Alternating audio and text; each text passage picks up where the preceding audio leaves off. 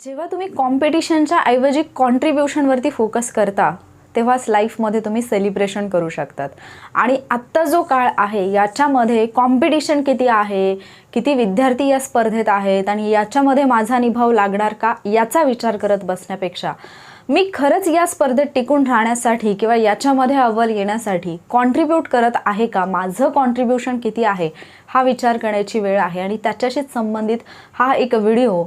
जो प्रश्न आत्ता सर्व वॉरियर्सना, सर्व विद्यार्थ्यांना सतावत आहे तो म्हणजे माझा स्कोर वाढत नाही आहे, मी अभ्यास केला आहे, माझं सगळं पाठ झालं आहे, पण मला मार्क्सच मिळत नाही आहे. ज्यावेळेला मी टेस्ट सोडवत आहे माझा स्कोर कमी येतो आहे आणि मग परत मला काहीच करायची इच्छा राहत नाही.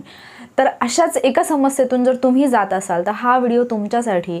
जो व्हिडिओ पाहिल्यानंतर 100% तुमचा स्कोर जेवढा आज किंवा काल आलेला आहे त्याच्यापेक्षा थोडासा जास्त नक्कीच येईल, कारण तुम्हाला समजेल की कशामुळे तुमचा स्कोर हा कमी येत आहे. हॅलो वॉरियर्स, मी सुप्रिया आणि तुम्ही पाहत आहात वॉरियर ऑफिसर एज्युकेशनल चॅनल. फक्त लढण्याची नव्हे, जिंकण्याची तयारी. खूप सगळ्या वॉरियर्सचे मेसेज यायला लागले की मॅम स्कोर वाढत नाही आणि त्यामुळे एवढं टेन्शन येते की पुढे काही करावं असं नाही वाटत. मग एक क्षण असा येतो की ज्यावेळेला वाटतं की आता क्वेश्चन पेपर सोडवायचं बंद करावं का, मग फक्त वाचून मग एक्झामच्या दिवशी परत असंच झालं तर काय करायचं, आणि त्यामुळे अभ्यास होत नाही आहे, कम्प्लिटली आम्ही डिस्टर्ब व्हायला लागलो आहे. आणि मग आता प्रत्येकाला पर्सनली सांगत बसणं गरजेचं नाही आहे, पण एक लक्षात आलं की खूप विद्यार्थी असे आहेत जे सेम प्रॉब्लेममधून जात आहेत. आणि म्हणून मग व्हिडिओच्या माध्यमातून या प्रश्नाचं उत्तर किंवा एक्झॅक्टली तुमचं काय चुकतंय, कशामुळे तुमचा स्कोर अभ्यास केलेला असतानाही कमी येतोय आणि तो इन्क्रीज करण्यासाठी काय करायला पाहिजे याच्याबद्दल जे काही डिस्कशन आहे ते आपण आजच्या व्हिडिओमध्ये करणार आहोत. पहिला मुद्दा, तर तुम्ही अभ्यास केला, अर्थातच 8 ऑक्टोबरची एक्झाम तुम्ही देणार असाल तर तुम्ही अभ्यास केलेला असणार. बरेच विद्यार्थी असे आहेत की ज्यांचा अभ्यासातला बराचसा पाठ झाला किंवा तो त्यांना एवढा छान पद्धतीने लक्षात आहे, पण जेव्हा क्वेश्चन पेपरमध्ये त्याच्यावरती प्रश्न येतो तेव्हा त्या प्रश्नाचं उत्तर देता येत नाही आहे किंवा स्कोर कमी येतोय. मग तो निगेटिव्हमध्ये जाणं असेल किंवा अटेम्प्टच कमी असणं असेल, दोन्ही कारणांमुळे असेल. तर बेसिकली या प्रश्नांवरती आपण फोकस करतोय. आता एक मुद्दा की बरेच जण MCQ सॉल्विंग आणि क्वेश्चन पेपर सॉल्विंग याच्यामध्ये पण गफलत करत आहेत. बऱ्याच जणांना असं वाटतं की MCQ सॉल्विंगची प्रॅक्टिस केल्यानंतर आपला स्कोर इन्क्रीज होतो. अर्थात हे काही प्रमाणात सत्य आहे, पण MCQ सॉल्विंग म्हणजे काय किंवा क्वेश्चन पेपर सॉल्विंग म्हणजे काय याच्यातच फार मोठा गोंधळ स्टुडंटच्या डोक्यात आहे. काही जणांना वाटतं MCQ सोडवले की स्कोर वाढतो आणि मग म्हणून कुठे म्हणजे ठराविक 1000 प्रश्न आहेत तेवढे प्रश्न मी घेतले आणि बसून मी सोडवायला सुरुवात करेन आणि मग तेवढे प्रश्न सोडवले की माझ्यासाठी इनफ आहे, असं काही विद्यार्थ्यांना वाटतं आणि तरीही स्कोर येत नाही किंवा रिझल्ट येत नाही. तर लक्षात घ्या की तुमची जी एक्झाम आहे तिचं नेचर MCQ टाईपचंच आहे. मात्र MCQ सॉल्विंग टेक्निक तुम्हाला समजले तरी तुमचा अभ्यास असल्याशिवाय तुमची एक्झाम तर तुम्ही क्वालिफाय करू शकणार नाही. ज्या दिवशी तुमचा पेपर आहे त्या दिवशी तुम्हाला पेपरमध्ये जे काही 100 MCQ पाहायला मिळणार आहेत ते वेगवेगळ्या विषयातले असणार आहेत. 7 विषयातले MCQ तुम्हाला पाहायला मिळणार आहेत. एका सब्जेक्टचे काही क्वेश्चन झाल्यानंतर दुसऱ्या सब्जेक्टचे क्वेश्चन असणार आहेत. एका सब्जेक्टमध्ये पण एकाच टॉपिकचे क्वेश्चन असणार नाही आहेत. त्याच्यामध्ये पण समजा पॉलिटीचं उदाहरण घेतलं, पहिला क्वेश्चन तुम्ही घटना निर्मितीवरचा वाचला, कदाचित दुसरा प्रश्न तुम्हाला पंचायत राजवरचा असेल. सो तिथे तुम्हाला माइंड स्विच करता आलं पाहिजे. ज्यावेळेला तुम्ही MCQ प्रॅक्टिस करत असता most of the time maximum तुम्हाला जे पण MCQचे काही बुक म्हणा किंवा जे काही सेट मिळतील त्याच्यामध्ये तुम्हाला टॉपिक वाईज क्वेश्चन्स मिळत असतात. आणि आपल्याला एक सवय असते, ज्या पद्धतीने तुम्ही टॉपिक वाचलेला आहे त्या पद्धतीने प्रश्न आले की ते सोडवणं तुम्हाला इझी जातं. मात्र ज्या दिवशी एक्झाम आहे त्या दिवशी जे तुम्हाला प्रश्न विचारलेले असतात ते प्रश्न तुम्हाला सलग एकाच टॉपिकवरचे नसतात. त्याच्यामध्ये तुम्हाला तिथे लगेच म्हणजे एका टॉपिकमधून दुसऱ्या टॉपिकमध्ये जाता आलं पाहिजे. डिफिकल्टी लेवल जी आहे ती चेंज होते. आणि लक्षात घ्या, MPSC असेल किंवा कुठलीही स्पर्धा परीक्षा असेल, सगळा सायकोलॉजीचा खेळ आहे. अभ्यास लाखो विद्यार्थी करतात पण रिझल्ट एवढ्या लोकांचा येत नाही किंवा त्या स्कोरपर्यंत सुद्धा बरेचसे विद्यार्थी पोहोचत नाहीत. त्याचं रिझन तुमची सायकोलॉजी. तुम्ही किती स्वतःला शांत ठेवता आणि किती तुम्ही जो समोर आलेला प्रश्न आहे त्याच्यावरती फोकस करता याचा हा सगळा खेळ आहे. जर तुम्ही MCQ सॉल्विंगची प्रॅक्टिस करत असाल तर तुमच्यापैकी काही जण MCQ सॉल्विंग म्हणजे जे काही तुमच्यासमोर प्रश्न आहेत, तुम्ही टार्गेट ठेवलं असेल की 20,000, 21,000, 25,000, 30,000 काय प्रश्न आहेत ते मला सोडवायचे आहेत आणि तुम्ही सलग सोडवत बसला असाल. तुम्ही काय कराल, ज्यावेळेला अशा पद्धतीने MCQ सोडवायला घ्याल एका तासामध्ये तुमचे 150पेक्षा जास्त MCQ सॉल्व करून होतील एका तासामध्ये. बट जेव्हा तुम्ही क्वेश्चन पेपरकडे येता, तोच क्वेश्चन पेपर जर तुम्हाला सोडवायला दिला ज्याच्यामध्ये 100च प्रश्न आहेत, तर ते 100 प्रश्न सोडवण्यासाठी तुम्हाला 60 मिनिट पुरत नाहीत. हा मेन डिफरन्स आहे MCQ सॉल्विंग आणि क्वेश्चन पेपर सॉल्विंगमध्ये. ज्यावेळेला तुमची एक्झाम जवळ आलेली आहे, जसं की मी नेहमी तुम्हाला सांगते, कोणतीही स्पर्धा असेल, कोणतीही स्पर्धा, त्या स्पर्धेमध्ये तुमची रंगीत तालीम होणं गरजेचं असतं जर तुम्ही त्या स्पर्धेमध्ये सहभागी होणार असाल तर. आणि ही सुद्धा स्पर्धा परीक्षा आहे, ही आपली शालेय परीक्षा नाही आहे की तुम्ही काहीतरी कंटेंट वाचलं आणि केलं आणि त्याच्यावरती तुम्ही क्वालिफाय व्हाल. ही एक स्पर्धा परीक्षा आहे. सो तुम्हाला स्पर्धेच्या दृष्टीने तयारी करणं गरजेचं असतं. जर तुमचे एका तासात MCQ सोडवताना 150पर्यंत किंवा 120, कधी कधी 200 क्वेश्चन सोडून होत आहेत आणि क्वेश्चन पेपरला तुम्हाला वेळ पुरत नाही, तर तुम्हाला विचार करण्याची गरज आहे. तुम्हाला MCQ वरून क्वेश्चन पेपरकडे स्विच होण्याची गरज आहे. आणि मी तरी तुम्हाला सांगेन, तुमची प्रायोरिटी क्वेश्चन पेपर्स असले पाहिजेत, त्याच्यामध्ये पण आयोगाचे क्वेश्चन पेपर्स असले पाहिजेत. ठीक आहे, एक गोष्ट कव्हर झाली, तुमच्या क्लिअर झाली. दुसरं, आता क्वेश्चन पेपर सॉल्विंग करताना, म्हणजे ज्यावेळेला तुम्ही क्वेश्चन पेपर सोडवताय, त्याच्यामध्ये पण काही जणांचं कन्फ्युजन आहे की मी प्रश्न सोडवले आणि मला, म्हणजे जर पेपर इझी गेला तरी ठीक, पेपर अवघड गेला तरीही मला परत त्या पेपरकडे जायची इच्छा होत नाही. हे जर तुम्ही करत असाल तर तुम्ही 100% चुकताय. कारण प्रश्नपत्रिका सोडवली, फक्त 1 ते 100 प्रश्न तुम्ही सोडवले म्हणून तुम्ही पास होत नसता. ते जे प्रश्न तुम्ही सोडवलेले आहेत, 100च्या 100 तर तुमचे बरोबर आलेले नाही आहेत. तर 100पैकी काही प्रश्न असे असतात जे तुम्हाला 100% माहिती आहेत. काही प्रश्न असे असतात जे तुमचे अंदाजावरती बरोबर आलेले असतात. काही प्रश्न असतात ज्याचा तुम्हाला अंदाजही नसतो, ना त्याचा काही अभ्यास असतो, ना त्याचा काही बेस असतो. जस्ट उगीच वाटलं म्हणून सोडवले असे काही प्रश्न असतात. आणि काही प्रश्न असे असतात जे तुम्ही सोडवलेली नसतात. म्हणजे 4 प्रकारचे क्वेश्चन्स तुम्हाला इथे पाहायला मिळतात क्वेश्चन पेपरमध्ये. एक, जे की तुम्हाला 100% तुम्ही शुअर आहात. दुसरे कुठले, की जिथे तुम्ही अंदाजे सोडवलेले आहेत. तिसरे प्रश्न जे असतात ज्याच्याबद्दल तुम्हाला काहीही आयडिया नाही आहे, म्हणजे याचा काही गंधच नाही आहे. आणि चौथे, जे तुम्ही अटेम्प्ट केलेले नाही आहेत. आणि आपण काय करतो, एक पेपर सोडवला, तो ठेवून दिला, आपण दुसऱ्या दिवशी दुसरा पेपर घेऊन बसलो.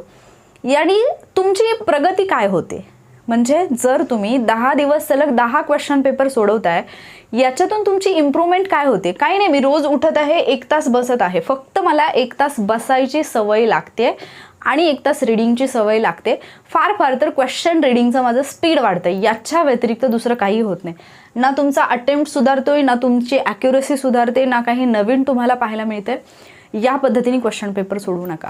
जर तुम्ही 100 प्रश्न सोडवत असाल, या 100 प्रश्नांपैकी समजा आपण पकडून चालूयात की 30 किंवा 40, ज्यांनी चांगला अभ्यास केला, 40 क्वेश्चन असे आहेत जे तुम्हाला 100% माहीत आहेत, असे आहेत.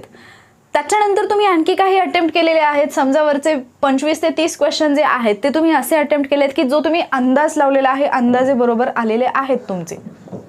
त्याच्यानंतर काही क्वेश्चन आहेत जे उगीच तुक्के मारायचे, म्हणजे माझा अटेम्प्ट आता फक्त 65 होतोय, तर मला तो थोडासा आणखी वाढवायचा आहे, म्हणून मी काही तुक्के मारायचे म्हणून केलेलं आहे. समजा 15 प्रश्न असे आहेत, ठीक आहे, जे की आपण तुक्काच म्हणूया, ठीक आहे, की तुक्का मारलेला आहे तुम्ही, असे 15 प्रश्न आहेत. आणि उरलेले जे प्रश्न आहेत ते प्रश्न तुम्ही म्हणजे त्याला हात पण लावलेला नाहीये. ठीक आहे, तर झाले किती प्रश्न आता इथे? 80 प्रश्न झाले. 20 प्रश्न असे आहेत की जे तुम्ही सोडवलेले नाहीयेत. ठीक आहे, तर तुम्हाला करायचंय काय? हे 40 तुम्हाला 100% माहिती की हा तोंडपाठ असणारा डाटा आहे.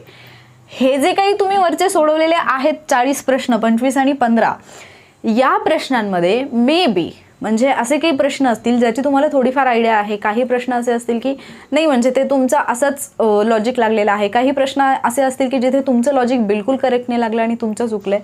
ते कोणाची ॲक्युरसी कशी आहे, कोणाचा अंदाज कसा आहे त्याच्यावरती, आणि शेवटी मग लक फॅक्टर हा येतो थोडासा. ठीक आहे, तर तुम्हाला काय करायचं आहे की ठीक आहे, हे 40 प्रश्न जरी तुम्हाला नाही परत एकदा पाहता आले तरी चालेल, कारण हे तुमचं पाठ आहे. बट हे जे काही वरचे प्रश्न आहेत ना, 25 आणि 15 आणि उरलेले 20, हे प्रश्न जे आहेत 60 प्रश्न, हे तुम्हाला परत एकदा पाहायचेच आहेत. कारण या 60 प्रश्नांमधून जी काही माहिती ॲड होणार आहे, ज्या तुमच्या चुका होतात, जरी या 25 पैकी जे अंदाजे तुम्ही सोडवलेत 25 पैकी 20 जरी बरोबर आले असतील तरी सुद्धा त्या 20 प्रश्नांना तुम्हाला रिव्हिजिट करायचंय. का करायचंय? कारण ते 20 प्रश्न कुठल्या लॉजिकमुळे तुमचे बरोबर आलेत हे तुम्हाला समजणं गरजेचं आहे. कुठलं लॉजिक तुमचं योग्य बसले, जे 5 चुकले ते कुठलं, म्हणजे मी काय तिथे विचार केला होता ज्यामुळे हे माझं चुकलं, हे तुम्हाला समजणं गरजेचं आहे. जे 20 प्रश्न ज्यांना मी विजिट नाही केले किंवा जे मी अटेम्प्ट नाही केले ते मी का नाही अटेम्प्ट केले, ते मला का येत नाहीत, आणि या 60 प्रश्नातून जे काही एक्स्ट्रा तुम्हाला मिळणार आहे तेच, म्हणजे तो जो काही कंटेंट आहे किंवा ते जे काही टेक्निकचं स्किल आहे, जे काही तुम्हाला या 60 प्रश्नातून मिळणार आहे तेच तुम्हाला नेक्स्ट डेच्या टेस्टला हेल्प करणार आहे. आणि असं ज्यावेळेला तुम्ही डे बाय डे करत जाल त्यावेळेला तुम्ही कुठेतरी इम्प्रूव्हमेंट करणार आहे. अदरवाईज जसं मी मागे पण खूप वेळा तुम्हाला हे सांगितलं असेल की एक स्टुडंट, ज्याचं उदाहरण मी नेहमी सांगते, त्यांच्या बाजूला असा पुस्तकांचा ढीग असतो, तुम्ही कुठलंही पुस्तक त्यातलं उचललं आणि कुठलाही प्रश्न त्यांना जर तुम्ही विचारला की याचं उत्तर काय आहे, त्याचं उत्तर काय आहे, तर ती व्यक्ती तुम्हाला पुस्तकाच्या पेज नंबर सहित कितीव्या लाईनवर ती इन्फॉर्मेशन आहे याच्या सहित सांगेल. पण ती व्यक्ती ज्या दिवशी एक्झाम हॉलमध्ये जाते एक्झाम देण्यासाठी, त्या दिवशी त्या व्यक्तीचा स्कोर येत नाही, ती व्यक्ती क्वालिफाय होत नाही. मागचे 6-7 वर्ष झाले असतील, त्याच्यापेक्षा मे बी जास्त कालावधी झाला असेल, अजून पोस्ट मिळालेली नाही, असे लोक आहेत. मग तुमच्यापैकी काही जण असे असतील की जे अभ्यास करतायत, पाठ आहे पण क्वेश्चन टॅकल नाही करता येत, तर या गोष्टींचा विचार करा की मी क्वेश्चन पेपर सॉल्विंगची प्रॅक्टिस करत आहे की MCQ सॉल्विंगची प्रॅक्टिस करत आहे. प्रॅक्टिस करताना ती योग्य दिशेने करत आहे की उगीच फक्त करायचं म्हणजे एक समाधान मिळावं की अरे मी एवढे प्रश्न सोडवले म्हणून करत आहे. या गोष्टीचं तुम्हाला परीक्षण करता आलं पाहिजे. या गोष्टी बाकी कोणी सांगून तुम्हाला जमणार नाहीत. तुम्ही एखादा क्वेश्चन पेपर सोडवले तर तुम्हाला माहिती असायला पाहिजे की माझं याच्यामध्ये जे चुकले ते का चुकले, माझं जे बरोबर आलंय ते मला खरंच माहिती होतं म्हणून बरोबर आलंय की माझं जस्ट अंदाजे उत्तर दिलं आणि ते बरोबर आलं, हे तुम्हाला कळलं पाहिजे. ठीक आहे. आता जर 90 डेज चॅलेंजबद्दल बोलायचं म्हटलं तर, कारण त्याच्यामधलेच काही स्टुडंटनी मला असे काही डाऊट विचारले होते, तर त्याच्यातलं मी एक उदाहरण देईन की एका वॉरियरनी एक टेस्ट सोडवली फर्स्ट डेला. डेक्कन IASची ती टेस्ट होती आणि फर्स्ट टेस्टमध्ये त्यांचा स्कोर 71 आला. डेक्कन IASच्या टेस्टमध्ये 71 स्कोर म्हणजे खूप चांगला स्कोर झाला. पण 71 स्कोर आला हे फक्त माझा 71 स्कोर आला इतकंच त्यांनी नाही सांगितलं मला. त्यांनी मला हे सांगितलं की मी फर्स्ट टेस्ट सॉल्व केली, टेस्ट सोडवताना अगदी नॉर्मली, म्हणजे कुठलंही प्रेशर न घेता, कुठलाही स्ट्रेस न घेता टेस्ट सोडवायला सुरुवात केली.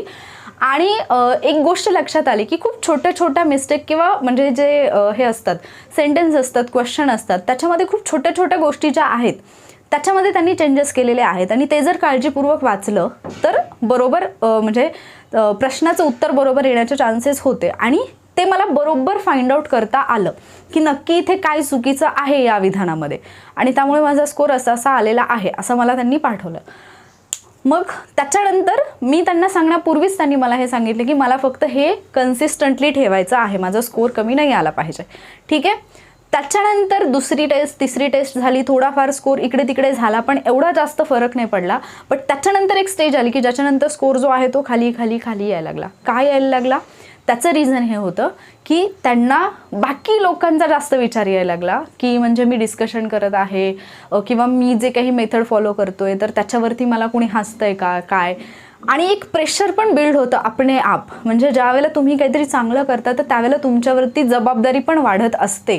ज्यावेळेला तुम्ही एखादी चांगली गोष्ट करायला लागता किंवा एखाद्या गोष्टीच्या बाबतीत चांगलं परफॉर्म करायला लागतं तर तुमची जबाबदारी आणखी वाढत असते आणि त्याचं प्रेशर येत असतं. आणि त्या प्रेशरमध्ये कुठेतरी प्रश्न वाचताना चुका व्हायला लागल्या आणि त्याच्यामुळे स्कोर जो आहे तो कमी यायला लागला. तर ज्यावेळेला तुम्ही क्वेश्चन पेपर सोडवताय, तुम्ही पहिला प्रश्न वाचताय, तुमचा कंप्लीट फोकस त्या पहिल्या प्रश्नावरतीच असला पाहिजे. याचा अर्थ असाही नाही की तुम्ही अगदी भान हरपून गेलात आणि तुम्हाला पुढे 99 प्रश्न आहेत याची म्हणजे काही काळजीच नाही, असं नाही. तुम्हाला टाईम पण मॅनेज करता आलं पाहिजे, म्हणजे जोश आणि होश दोन्ही असलं पाहिजे ज्यावेळेला तुम्ही क्वेश्चन पेपर अटेम्प्ट करताय. दुसरे एक वॉरियर्स जे मला आन्सर शीट पण त्यांची रेग्युलरली सेंड करतात, त्या व्यक्तींनी म्हणजे पहिला पेपर जो आहे मला वाटतं की 53 क्वेश्चन्स अटेम्प्ट केलेत. अटेम्प्ट फक्त 53 आहे, बट करेक्ट आलेत 51, रॉंग झाले फक्त 2. स्कोर किती आला? 50.5. एक व्यक्ती जी की 84-85 एवढे क्वेश्चन्स अटेम्प्ट करते आणि त्या व्यक्तीचा स्कोर 44-45 किंवा 41-42च्या आसपास येतो, आणि एखादी व्यक्ती जी 53 अटेम्प्ट करते आणि स्कोर जो आहे तो 50च्या आसपास येतो, विच इज बेटर. तुमच्यासाठी फायनल तुम्हाला आउटकम काय पाहिजे दॅट इज इम्पॉर्टंट. ज्यावेळेला क्वेश्चन पेपर सोडवताय त्यावेळेला मी खूप वेळा सांगितलं आहे, क्वेश्चन पेपर सॉल्विंगचे रूल जे मी 30 डेज चॅलेंजच्या फर्स्ट जी बॅच घेतली होती 30 डेजची त्याच्यामध्ये सांगितले होते तेच रूल्स जे आहेत, तोच सेम व्हिडिओ मी परत एकदा चॅनलवरती अपलोड केलेला आहे सगळ्यांसाठी. तो तुम्ही पाहिला नसेल तर मी परत एकदा सांगते की तो पाहून घ्या, कारण तुम्हाला कळेल की तुमच्या चुका कुठे होतात आणि मार्क्स कसे जातात, कशामुळे तुम्ही निगेटिव्हमध्ये जाता. ठीक आहे, तर एक नेहमी लक्षात ठेवायचं की ज्या वेळेला पण तुम्ही क्वेश्चन पेपर सोडवायला घेताय, समजा तुम्ही पहिला प्रश्न वाचायला घेतलात. बरेच जण याच्या बाबतीत खूप जणांचं कन्फ्युजन होतं की मग मॅम तुम्ही म्हणताय की पहिल्यांदा जे माहिती आहे ते सोडवा, जे माहिती नाही ते सोडवू नका. आता मला सांगा, तुमच्यापैकी बऱ्याच जणांचा हाच प्रॉब्लेम आहे ना की काही क्वेश्चन एवढे अवघड असतात की ज्याच्यामुळे कम्प्लिटली डिस्टर्ब होऊन जातो आम्ही आणि कळतच नाही की म्हणजे हे कुठून विचारलंय ते समजत नाही आणि त्याच्यामुळे काय होतं की स्कोर कमी येतोय आणि परत त्या क्वेश्चन पेपरकडे पाहण्याची इच्छा होत नाही. पण ज्यावेळेला तुमची त्या क्वेश्चन पेपरकडे पाहण्याची इच्छा होत नाही त्यावेळेला त्या क्वेश्चन पेपरमधून जे काही नवीन तुम्हाला मिळणार आहे, ज्या गोष्टी तुम्हाला माहिती नाही आहेत, त्या सगळ्या गोष्टींपासून तुम्ही दूर जाताय हे पण तुम्हाला कळलं पाहिजे. ठीक आहे, तुम्ही क्वेश्चन पेपर वाचायला घेतलात, पहिला प्रश्न आहे की समजा इकॉनॉमिक्समधला प्रश्न आला, परकीय व्यापार किंवा एफडीआयवरती प्रश्न आला. हां, मी याचं लेक्चर पाहिलेलं आहे, मला याच्या ट्रिक्स माहिती आहेत, येतोय ना प्रश्न, सोडवा. दुसरा प्रश्न आला, समजा सेबी संदर्भात प्रश्न आला. आता त्यांच्या ज्या म्हणजे अध्यक्ष आहेत सेबीच्या, त्या पहिल्या महिला अध्यक्ष ठरलेल्या आहेत, तर त्याच्यावरून सेबीचा प्रश्न आला. अरे पण माझ्या हे वाचनातच नाही आलं, मी इकॉनॉमिक्सचा अभ्यास करताना सेबी मी वाचलेलंच नाही आहे, ते मी कम्प्लिटली म्हणजे तो स्किप केलेला माझा टॉपिक आहे. तर तुम्ही तिथे जायची गरज आहे का? ज्या क्षणी तुम्ही क्वेश्चनमध्ये सेबी पाहताय त्या क्षणी तुम्हाला हे माहिती आहे की मी याच्याबद्दल काहीही वाचलेलं नाही आहे, मला ना करंटच्या संदर्भाने याच्याबद्दल काही माहिती आहे, ना मला इकॉनॉमिक्सच्या संदर्भाने काही माहिती आहे, तर तो प्रश्न पूर्ण वाचण्यात आणि विचार करण्यात तिथे वेळ घालवू नका. पहिल्यांदा फर्स्ट राऊंडला मी असं म्हणत नाही की त्या प्रश्नाकडे तुम्हाला जायचंच नाही आहे. त्या प्रश्नाला तुम्ही ज्या क्षणी तो प्रश्न पाहता आणि तुम्हाला असं फील होते की अरे हे माझ्या माहितीच्या बाहेरचं आहे, त्या नंबरला समजा 1 नंबरचा क्वेश्चन आहे जो तुम्ही सोडवलाय, 2 नंबरचा क्वेश्चन तसा आहे, त्याला सर्कल करा आणि पुढे चला, पुढचा प्रश्न सोडवा. पहिल्यांदा सगळे असे प्रश्न अटेम्प्ट करा, 1 पासून 100व्या प्रश्नापर्यंत तुम्हाला जायचंच आहे. असेच प्रश्न सोडवायचे जे तुम्हाला 100% माहीत आहेत.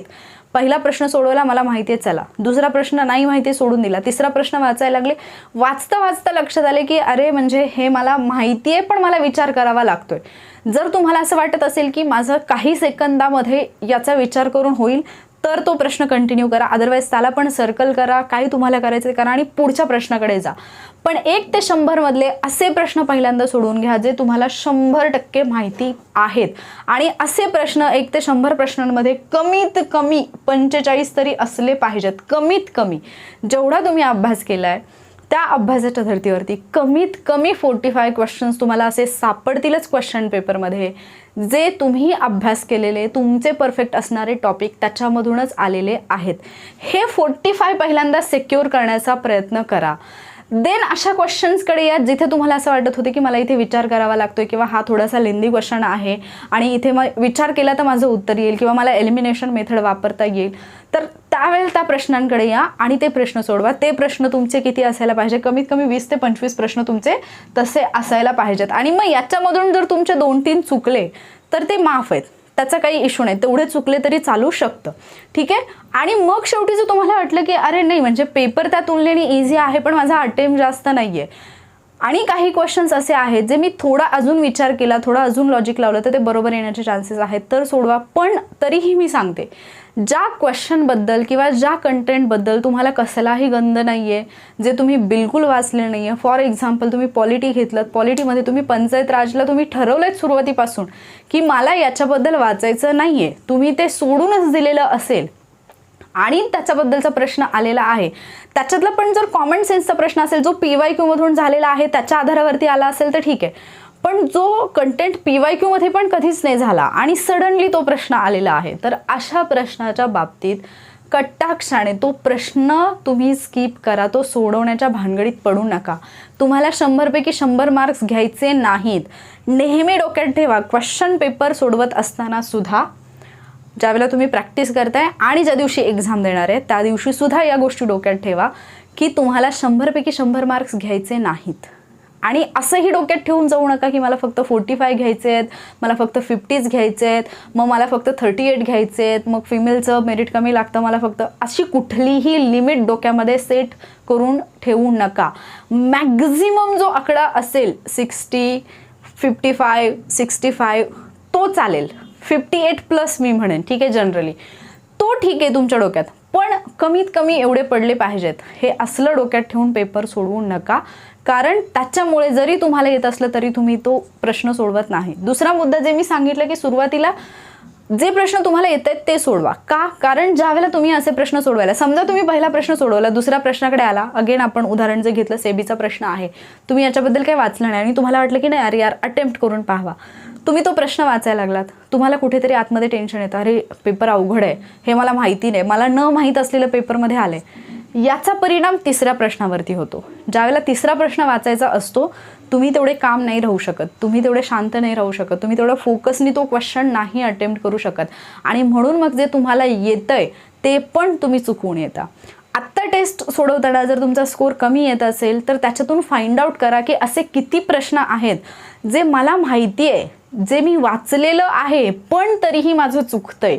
जिथे जिथे तुम्हाला माहिती असलेल्या कंटेंटमधून तुम्ही वाचलेल्या किंवा तुमचं पाठ असलेल्या कंटेंटमधले प्रश्न तुमचे चुकतायत, तिथे फक्त एकच गोष्ट कारणीभूत आहे, तो प्रश्न सोडवताना तुमचा फोकस नाही, तुम्ही कॉन्सन्ट्रेट करत नाही आहात. एक तर तुम्ही ओव्हर कॉन्फिडन्समध्ये जात आहात किंवा एक तर तुम्ही फारच जास्त घाबरत आहात. या दोन्हीपैकी कुठली तरी एक गोष्ट घडते आणि म्हणून जो कंटेंट तुम्हाला माहिती आहे त्या कंटेंटवरचे प्रश्न तुमचे चुकत आहेत. किमान तुमचं टार्गेट हे असलं पाहिजे की जे मला 100% माहिती आहे ते माझं चुकलं नाही पाहिजे. जे तुम्हाला येत नाही ते तर असंही येत नाही तसंही येत नाही, पण जे तुम्हाला येतंय ते जर तुमचं चुकत असेल तर मग तुम्ही फार मोठी चूक करताय. त्यामुळे क्वेश्चन पेपर सोडवतानाच या गोष्टी अप्लाय करा. अगेन काही जणांना असं वाटतं की टेस्टमध्ये माझा स्कोर कमी येतो तर मी टेस्ट सोडवणंच बंद करेन. तुम्ही टेस्ट सोडवणं बंद केलं तर काय होणार आहे? समजा आज एक टेस्ट तुम्ही सोडवली, 35 तुमचा स्कोर आलाय आणि तुम्हाला टेन्शन आलं की अरे नाही, टेस्ट सोडवल्यावर माझा स्कोर कमी येतो आणि मला टेन्शन येतं म्हणून मी आता टेस्ट नाही सोडवणार. जर समजा तुम्ही पुढची टेस्ट सोडवली असती तर इथे जी टेस्ट तुम्ही सोडवते त्याच्यामध्ये तुमचा 36 किंवा 37 झाला असता. असं करत थोडा थोडा इन्क्रीज झाला असता. तो अटेम्प्ट तुम्ही काय केला? सोडून दिला. तुम्ही डिरेक्टली 8 ऑक्टोबरचा अटेम्प्ट केला आणि इथे जे तुम्ही 35वर सोडले ते तिथे जाऊन तुम्ही 36वर थांबलात. हेच होणार आहे, याच्यापेक्षा वेगळं काय होणार नाही.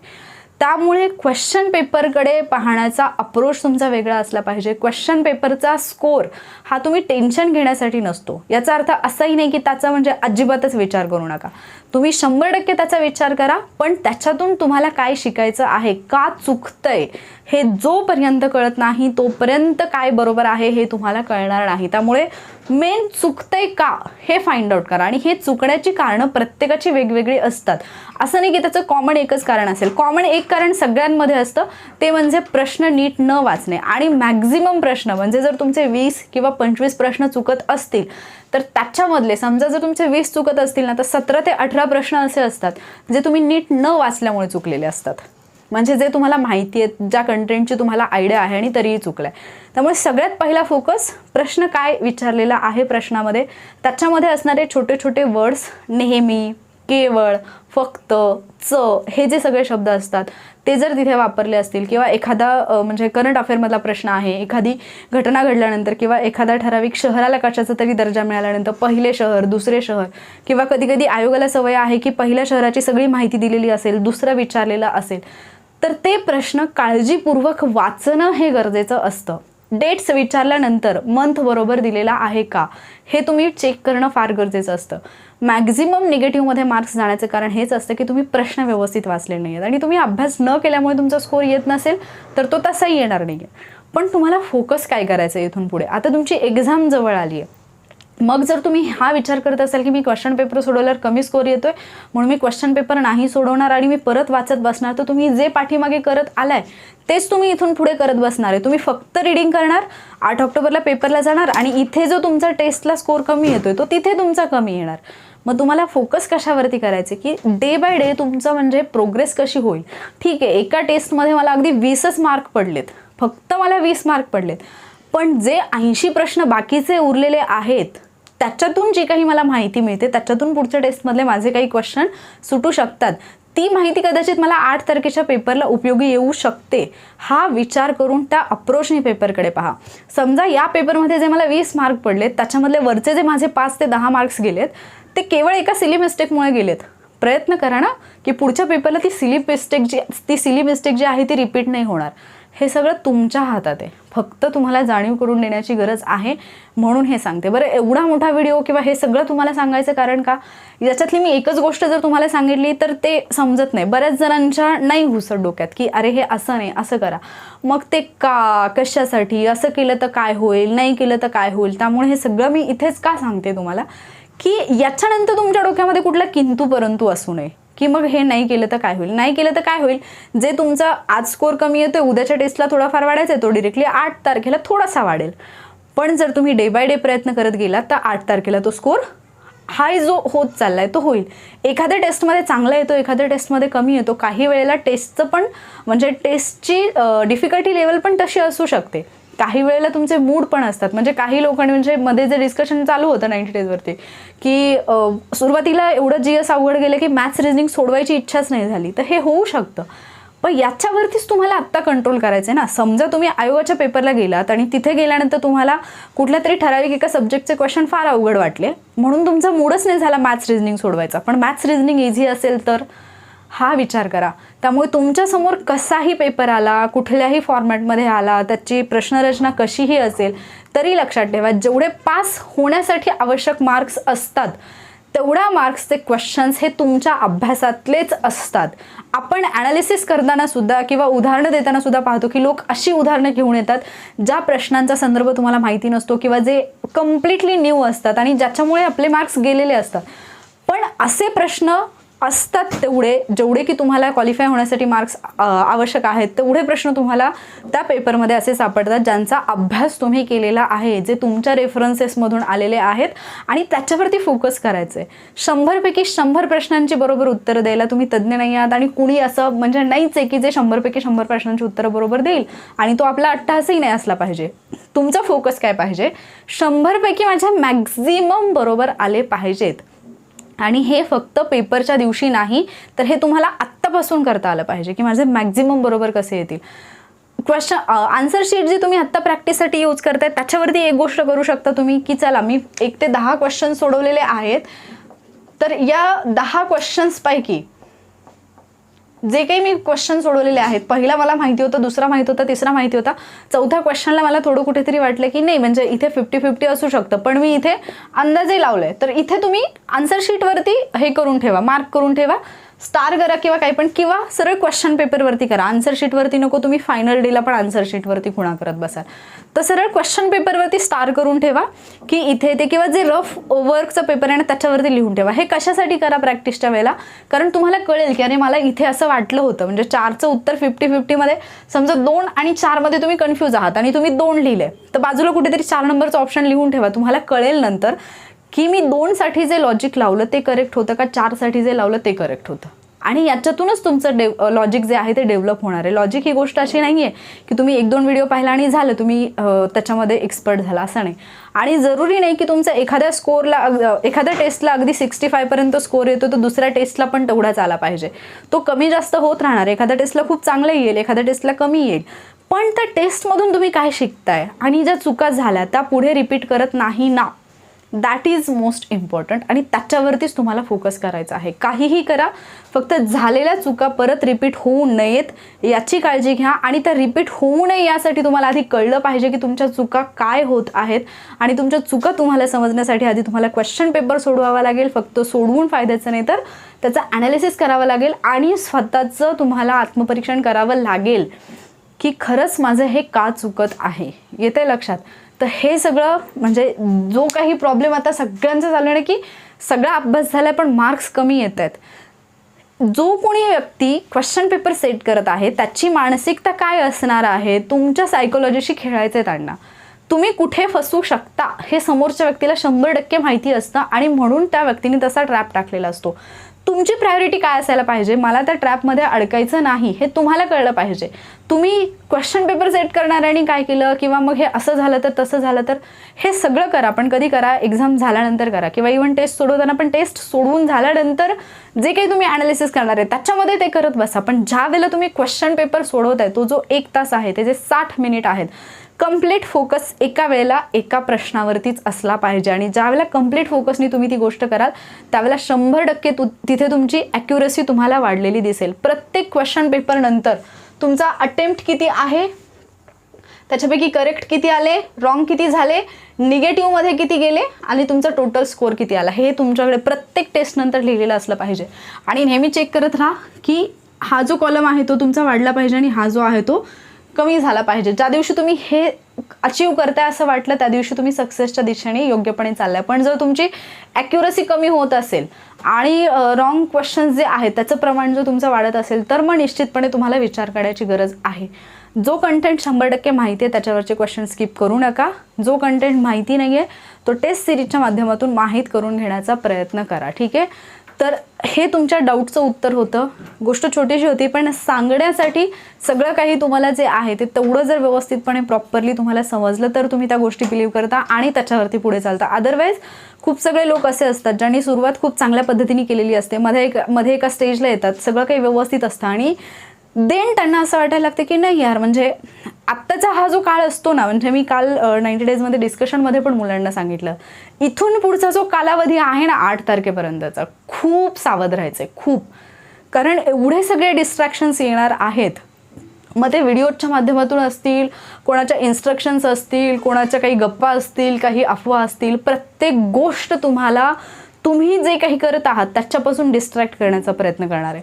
आणि तुम्ही आत्तापर्यंत जे केले ते सोडून जर तुम्ही काहीतरी नवीन आत्ता करायला गेलात तर त्याच्यामध्ये 100% तुम्ही फसणार आहात. तुमचे स्ट्रॉंग पॉईंट काय आहेत आणि तुमचे वीक पॉईंट काय आहेत हे तुमचं तुम्हाला माहिती आहे आणि त्याच्यावरती कसं काम करायचं हेही तुमचं तुम्हाला चांगलं माहिती आहे. सगळं काही तुमच्याजवळ आहे, फक्त तुम्हाला त्याची जाणीव होणं गरजेचं आहे. कुठलाही क्लास, कुठलीही अकॅडमी, कुठलीही टेस्ट सिरीज तुम्हाला पास करून देत नसते. त्याच्यामध्ये तुम्ही किती मेहनत घेताय that is important. Test series असेल, क्लास असेल, कुठली अकॅडमी असेल, कुठली बॅच असेल, ते जीव तोडून सगळं काही तुम्हाला सांगतील. पण जर ते तुमच्या दिमागमध्ये घुसतच नसेल, जर ते तुम्हाला पेपरमध्ये व्यवस्थितपणे ते इम्प्लिमेंटच करता येत नसेल तर तुम्ही पास नाही होणार. येते लक्षात? सो फोकस कशावरती करायचा याचा थोडासा व्यवस्थित विचार करा आणि इथून पुढे जी पण टेस्ट अटेम्प्ट कराल त्याच्यामध्ये एक फॉर्म्युला नेहमी लक्षात ठेवायचा की 100 पैकी असे क्वेश्चन्स जे मला 100% माहिती आहेत ते क्वेश्चन मला पहिल्यांदा सोडवायचे आहेत. तो क्वेश्चन माझ्या नजरेतून चुकला नाही पाहिजे. देन जे तुम्हाला अंदाज आहे किंवा थोडासा विचार करायचा आहे किंवा जे काही आहे ते तुम्ही नंतर कराल. पण पहिल्यांदा एवढे क्वेश्चन जे आहेत जे तुम्हाला 100% माहिती आहेत ते, आणि तेही काळजीपूर्वक, प्रश्नामध्ये कुठे फसवलं आहे का हे व्यवस्थितपणे चेक करून कुठलीही घाई गडबड न करता अशा पद्धतीने प्रश्न सोडवा. ठीक आहे. आय होप की तुमचे जे काही डाऊट होते ते क्लिअर झाले असतील बऱ्यापैकी. आता काही तुमच्या मनात शंका नसेल आणि बाकी तर मग 90 डेजवरती वगैरे आपलं डिस्कशन चालूच आहे. तरीही जर या व्यतिरिक्त काही तुमचे डाऊट्स असतील एक्झामच्या संदर्भाने तर ते तुम्ही नक्की मला कमेंटमध्ये विचारू शकता. मी वेगवेगळ्या व्हिडिओच्या माध्यमातून त्याच्यावरती तुमच्या प्रश्नांची उत्तरं देण्याचा प्रयत्न करेन. आणि त्याचबरोबर जे काही आपले ट्रिक्सचे व्हिडिओज आपण घेत आहोत तर पुढच्या ट्रिक्सचा व्हिडिओ हा मी लवकरात लवकर अपलोड करेन. ठीक आहे. जर तुम्हाला हा व्हिडिओ युजफुल वाटला असेल तर लाईक, आणि तुमच्यासारखे अनेक तुमचे मित्रमैत्रिणी असतील जे आत्ता सध्या हा प्रॉब्लेम फेस करत असतील तर त्यांच्यासोबतसुद्धा शेअर करा. आणि तुम्हाला चॅनलचा फायदा होत असेल तर जाता जाता सबस्क्राईब नक्की करा. थँक्यू.